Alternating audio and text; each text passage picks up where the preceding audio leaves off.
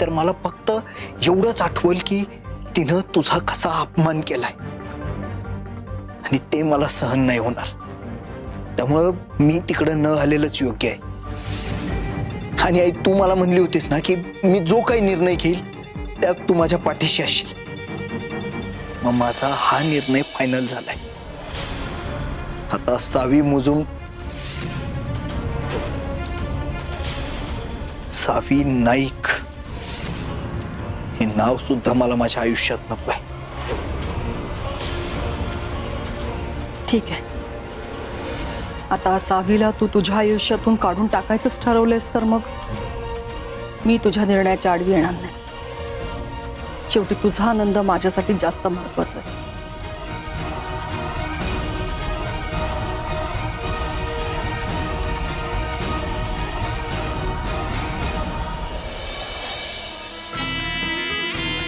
धैर्य, तुझ्या तोंडून हेच ऐकण्यासाठी माझा जीव किती दिवस तरसला होता. मी काहीही न करता तुमच्या नात्यात आता ही गैरसमजाची जी ठिणगी पडले ना, तिचा वणवा तर बडकलाच पाहिजे. आज काय वाटेल ते झालं तरी चालेल. सावी आणि धैर्याचं नातं आता कायमचं तुटलंच पाहिजे.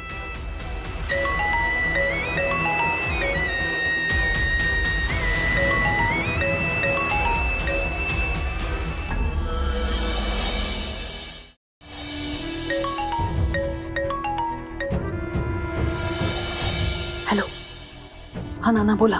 मॅडम, त्या सावी बरोबर पराग पण आहे. दोघांची लय गडबड चालू आहे. नक्कीच काय तो शोधाशोध सुरू आहे बघा मॅडम. मी त्यांच्या मागावरच आहे. धैर्यने हिला घरातून हकलवून दिल्यानंतर ही स्वतःच्या घरी गेलीच नाहीये. कसली शोधाशोध चालू असेल हिची.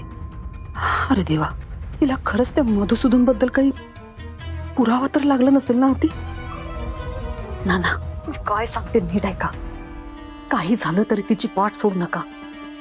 ती कुठे जाते, काय शोधते हे आपल्याला कळायलाच हवं. आलं लक्षात? मॅडम, तुम्ही काय काळजी करू नका, मी बघतो. ठेवा आता.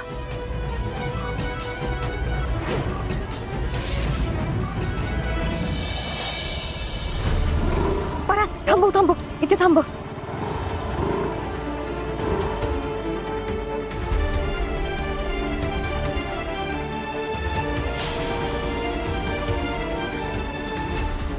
सावे, आता ही शेवटची जागा आहे. काय पण करून काका इथे सापडायलाच पाहिजे.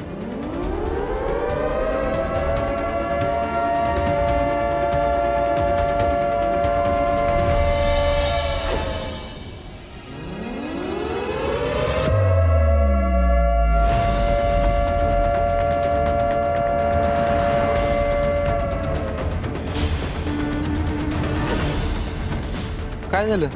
पराग, हा आवाज ना मी याच्या आधी पण ऐकला होता. जेव्हा इरा मला डोळ्यावर पट्टी बांधून पप्पांना भेटायला घेऊन आली होती ना, तेव्हा हाच आवाज ऐकला होता मी. म्हणजे पप्पा इथंच आहेत. चल पटकन. दोघं नक्की निघाले तरी कुठे? नक्कीच यांना काहीतरी सापडलं असणार आहे.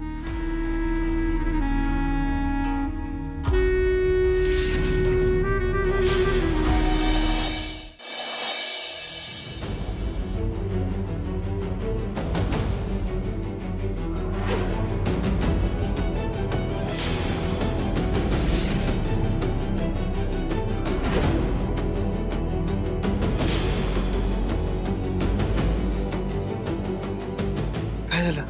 त्या दिवशी पण हाच गुंड होता. तू थांब इथं, मी बघतो. थांब.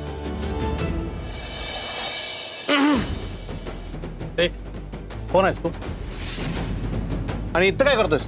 ते बघ, ते वक्त वेळ किती झाली विचारायचं होतं. अरे